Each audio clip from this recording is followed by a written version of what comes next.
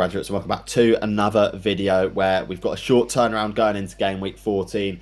A lot of potential transfer moves to be made on that quick Tuesday turnaround, so make sure you don't get caught out by that.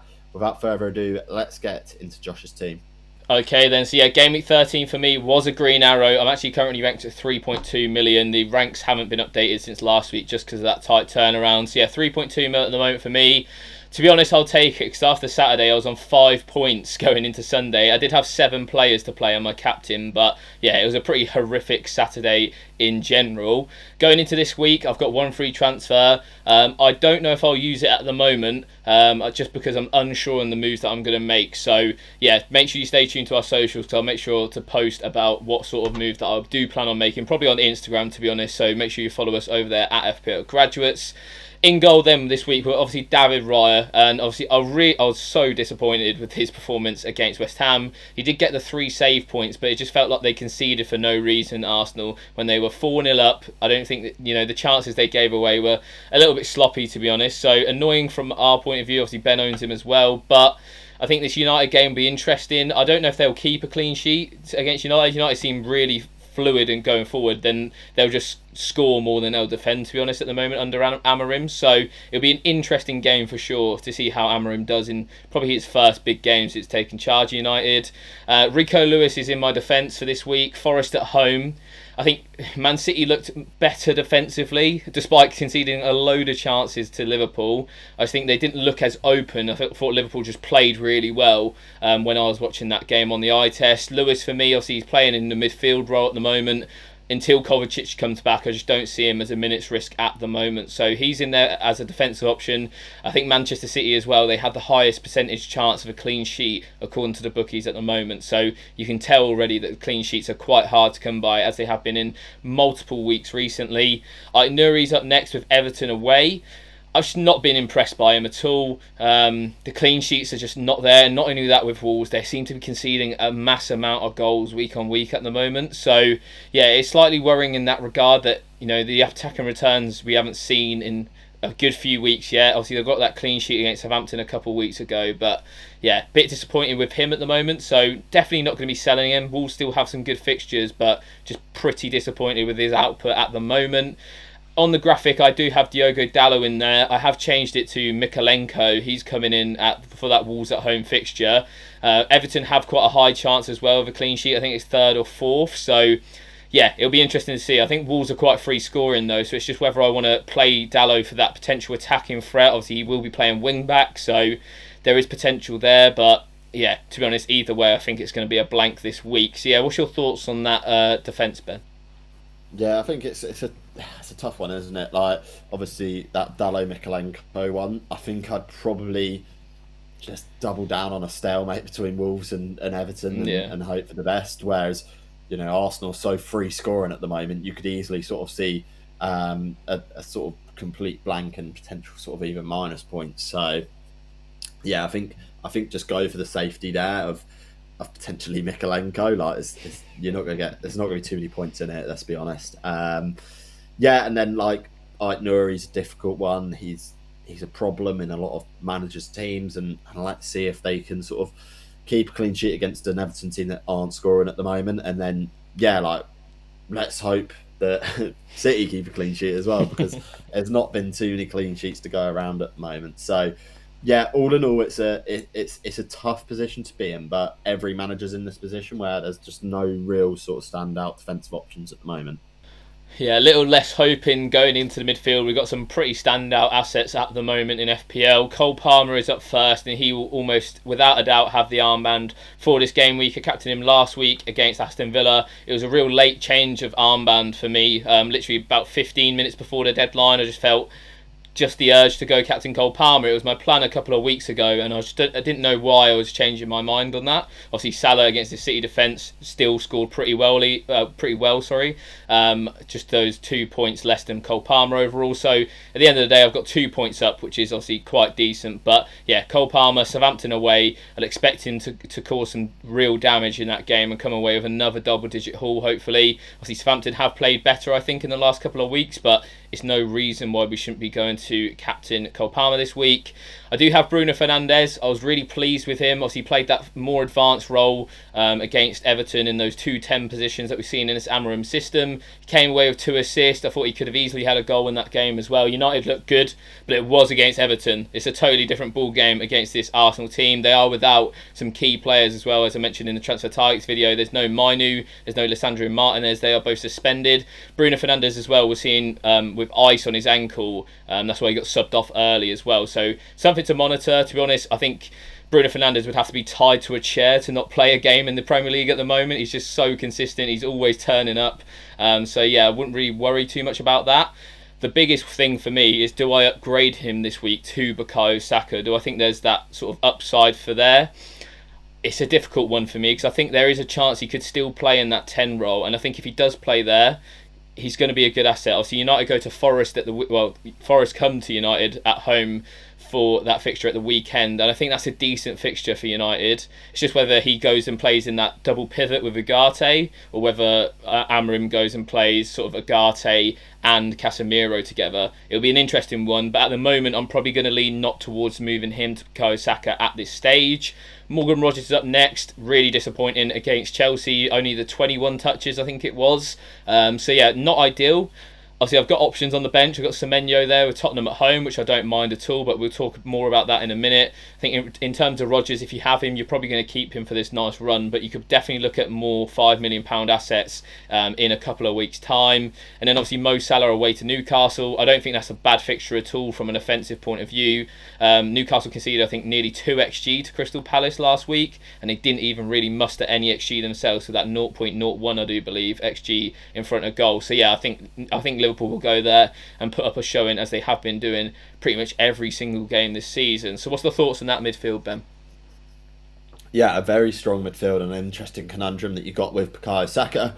I believe that you'll be moving Bruno to Saka over the next couple of weeks anyway, so it's just a case of whether you make that move early, save a little bit of value, or whether you do sort of save it for later and sort of believe that, you know, United can get a result away at Arsenal. It's a difficult one. I think if you weren't a Manchester United fan, you may have sort of been thinking on making that move anyway. Yeah, it's a very strong midfield, and Cole Palmer is definitely sort of the most captainable player in there, and I think probably the stand-up captaincy choice for any FPL manager this week. Yeah, the only problem area really is Rodgers, and let's hope that they can get a bit of form together. Okay, then, so wrapping up the team, we've got the 3 forwards. Going to kick off with Ollie Watkins, similar to Rodgers. Villa not been in great form. Obviously, Watkins did return in game week 12 with that goal and picked up a bonus point, but in general, he's not been really great since sort of about game week 5-6, which is not ideal. I'll probably keep him for 2 more weeks and then reassess in a 2 weeks' time. He does hold a lot of value as well, which I am thinking about in terms of bringing Erling Haaland back in, because, you know, he has got good fixtures coming up in a few weeks' time. Even now, to be fair, Forest at home and Palace, I don't think they're bad fixtures for him. I will expect him to be returning in those games. Isak, so frustrating. Brought him in a couple of weeks ago, obviously on that hit to get Salah in, which has paid off. It's just the fact that Isak has not paid off in those moves. Obviously, he blanked at home to West Ham, where he had a plethora of chances. He then comes off early with that injury against Crystal Palace. To be honest, if he is injured, I obviously will move him on. I don't want to move him on though, because the fixtures after Liverpool at home are really, really good. So it's a difficult one. I almost really want an update from Eddie Howe, and like a concisive update, but because of the tight turnaround, I just don't think we're going to get it. So yeah, it would be good to hear Ben's thoughts on that, because he does own Isak as well. And then João Pedro at Fulham away. Obviously blanked last week with Southampton. I did bring him in last week, but I'm more than happy to have him, as we discussed in our transfers targets video. I still think he's one of the best forwards to own in FPL going forwards for this Brighton run. So yeah, that's my conundrum. Obviously, if Isak doesn't play, Semenyo against Tottenham at home, I'm more than happy to play. Tottenham seem to be conceding most weeks, and obviously really sort of makeshift back line at the moment. So I could see Bournemouth getting chances, as they did against Wolves at the weekend. So yeah, what's your thoughts on that team, Ben? Yeah, I mean, it's a difficult one, isn't it, Alexander Isak, and it's a case that you'd almost be tempted to just, you know, get him out and see if you can sort of take advantage of these game weeks that come very thick and fast. Like, if it's a small injury for Isak, and he's out for midweek. He could be out for next weekend as well, and then all of a sudden that's 2 game weeks straight away that Isak's out for. I think there'd be doubts if there was no midweek game week, we'd still be talking about whether we'd get him out. So it's a difficult one really, and I'd be more leaning towards moving him on than keeping him, despite the really good fixtures coming up. Newcastle just not to be trusted at the moment, which is unfortunate. I made a similar sort of move there. But yeah, opens you up to opportunity to bring in some really good FPL assets that are performing at the moment. So yeah, and even if Isak was fit, I'd be starting Semenyo over him anyway. Okay, so moving on into my team, and game week 13 was probably the worst game week of the season that either of us have had so far. A game week rank of over 9 million put me from what is on the screen at 92k to 400k. It was not a good game week at all. The only player to return in my team was Mo Salah on the captaincy, which is some form of a saving grace. But yeah, just everyone that could hurt me did. So probably one of the more painful game weeks I've had as an FPL manager in my time. But, you know, glad that we can just get this next game week going so quickly after this horror show. So let's go into the defence. So at the moment we've got David Raya in goal. Manchester United at home is not the best fixture, but it's also not the worst. I do hopefully see some form of clean sheet, but you just never know. New manager bounce with Manchester United is a thing at the moment, so let's see if we can get a clean sheet. We've got the dreaded Aston Villa defence in Ezri Konsa in there.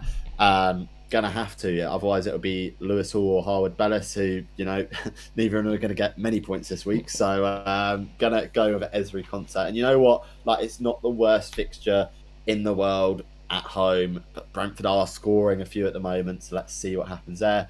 Gvardiol got benched and didn't play any minutes last week, so let's see if he plays some minutes this week. To be fair, I think he will play this week because City will just go more attacking. I think Gvardiol was benched because of the attacking threat of Liverpool, and Gvardiol, he's been known to get really high as a fullback, and that would have played in terms of Liverpool if he played. So I think he's going to get probably the full 90 this game week. And then Ait Nouri, we touched on it before, just no confidence in him getting any returns. So all in all, like, what was a great defence in the last few weeks has just been sort of decimated a little bit in terms of the confidence. But, you know, you never know. You could get an attacking return and clean sheet from Guardiola, an attacking return from Ait Nouri, and a clean sheet from Konza, and you're laughing. But that's never guaranteed. Josh, what's the thoughts there on the defence? Yeah, it's not ideal, but to be honest, I don't know what defence is ideal at the moment in FPL. It's like the weakest area in FPL for a good few weeks, I'd say. Even when you're picking attack and returning defenders, they don't seem to get those attack and returns, and then the clean sheets are never there because they're playing for poor sides. Ezri Konsa for me is probably the best pick in your defence this week, which is crazy because I hate the Aston Villa defence. But Brentford at home is a nice fixture, and then he also goes into Southampton at home at the weekend, which I think is another good fixture from a defensive point of view. It's just whether they can muster a clean sheet in one of those two fixtures, which I hope they would. But the fixtures in general for Villa are decent for the mid-term, so I wouldn't be too worried about that. Gvardiol, I'd agree with exactly what you're saying. I think he does come back into that 11. Obviously, I think Ake was played to try and nullify Salah, which I thought he did relatively well, but it's Mo Salah playing in the absolute peak of his powers at the moment, and I think as soon as Liverpool give him that contract, he's going to just stop scoring. So hopefully he doesn't get a contract for a little while more. But yeah, overall I think it's the best of a bad bunch. Like I say, there's just no FPL defenders that are really being that consistent returner. Okay, so moving on into midfield, and we can start talking a little bit more about the transfer plan for myself this week. I've got one free transfer and about 0.2 in the bank, so there's not too much to work with here, but there's a couple of potential plans based on injuries, etc. We've got Salah on the vice captaincy at the moment. He could very well be a captain by the deadline for me. It's just a case of how confident I feel in the current captain I have, and you'll see him in a little while.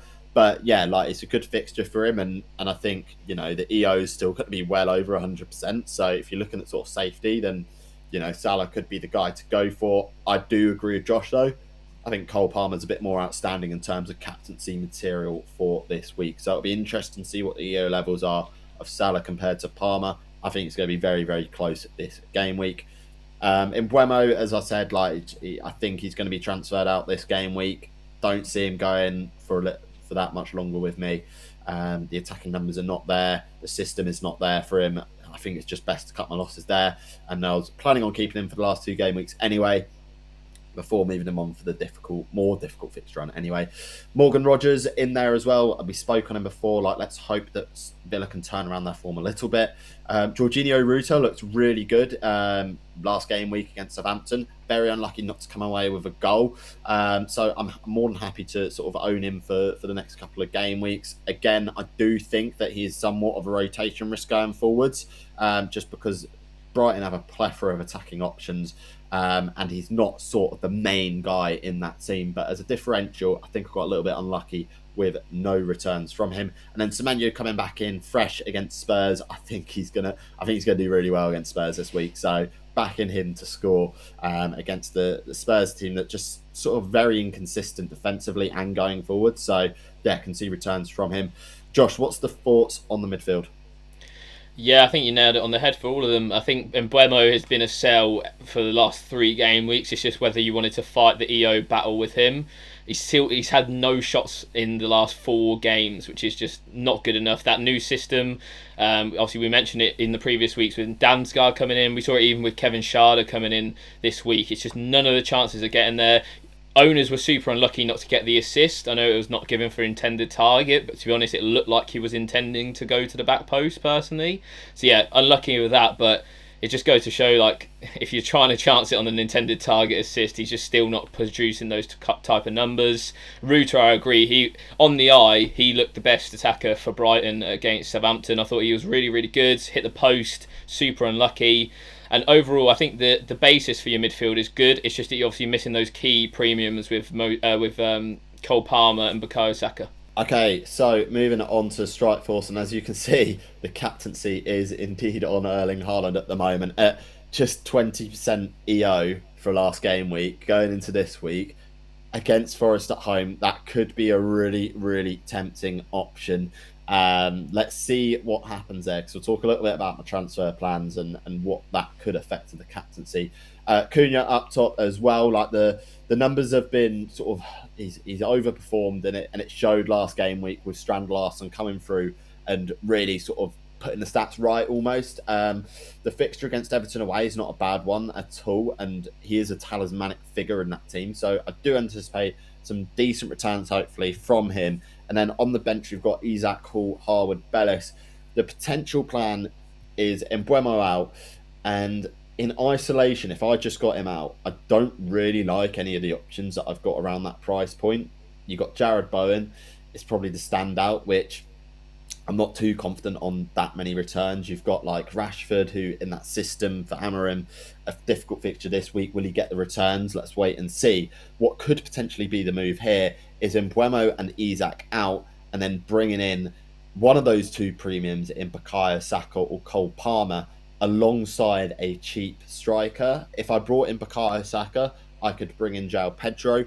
If I brought in Cole Palmer, it'd be almost like a bench fodder striker for the next 2 game weeks until I hit that wild card. So there's 2 different options there for a -4, which will hopefully sort of correct myself in terms of the premiums that I need to have going into these next couple of game weeks before hitting that wild card and assessing whether, Haaland's worth the keep or selling to that sort of other premium midfielder and really sort of changing the balance of my team.